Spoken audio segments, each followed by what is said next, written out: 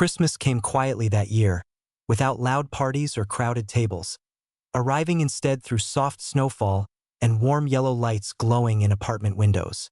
She was already home when he came back, the scent of spices and baked oranges filling the small space they shared. The city outside felt distant, wrapped in cold and silence, while inside everything felt slower, heavier in a good way. They had both lived enough life to know that holidays were not always magical, that they could bring loneliness, memories, and expectations. But this Christmas felt different from the moment they looked at each other. There was no rush, no audience, no need to perform joy. Just two adults choosing to be present. They cooked dinner together, moving around the kitchen with an ease that only comes from familiarity. Their conversations drifted naturally, touching on the year behind them, on mistakes that had taught hard lessons, on things they had lost and things they were still learning to hold. Sometimes their words faded into silence, and instead of filling it, they let it stay, comfortable and warm. Music played softly in the background, an old playlist neither remembered creating, and the lights from the Christmas tree reflected in the window like a private universe made just for them.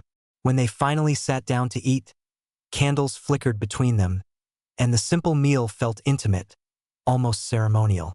As the evening deepened, so did the mood between them. The conversation shifted, voices lowered, glances lasted longer. They spoke about desire not as something urgent or reckless, but as something that grows when trust has space to breathe. She admitted how rare it felt to be wanted without pressure, to feel attractive without having to prove anything. He confessed that this kind of closeness scared him more than passion ever did, because it mattered, because it could be lost. Those words stayed between them, charged and honest, turning the air thick with connection. When he reached for her hand, it was slow, intentional, a question rather than a demand, and she answered by leaning closer, resting her head against his shoulder. Later, wrapped in a blanket on the couch, the Christmas lights casting soft shadows on their faces, they shared touches that were tender but full of meaning. Nothing rushed, nothing dramatic, just warmth, closeness, and the quiet understanding that intimacy did not need to be loud to be powerful. Outside, snow continued to fall, covering the city in white, while inside they explored the space between them with patience and care, letting the night unfold naturally. This was not the kind of Christmas shown in movies, but it was real, deeply adult, shaped by choice rather than fantasy. When midnight passed and the world officially turned into Christmas Day, they were still awake, still close.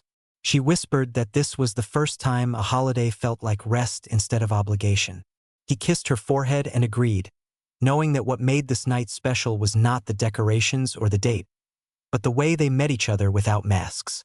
In that quiet apartment, surrounded by soft light and shared warmth, Christmas became something simple and profound. A reminder that love, when it is honest and chosen, can feel like coming home. Morning arrived gently, wrapped in pale winter light that slipped through the curtains and rested on their tangled blankets. For a moment neither of them moved, listening to the quiet hum of the city waking up far away. There was no rush to greet the day, no obligations pulling them apart. She traced slow patterns on his arm, half awake, smiling at the simple comfort of being there without needing to say anything.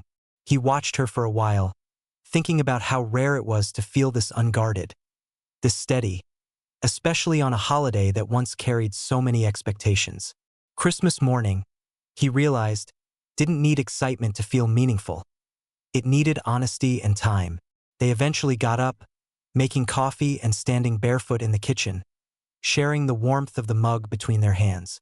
Snow continued to fall outside, soft and patient, as if the world had decided to slow down with them.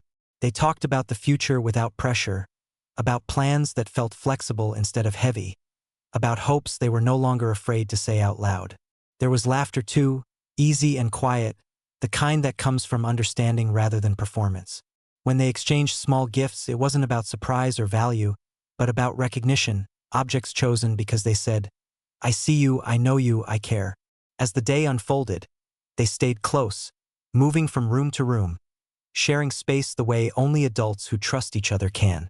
Touches were natural, conversations unfiltered, silences welcome. This Christmas didn't promise perfection or forever. It offered something better. It offered presence.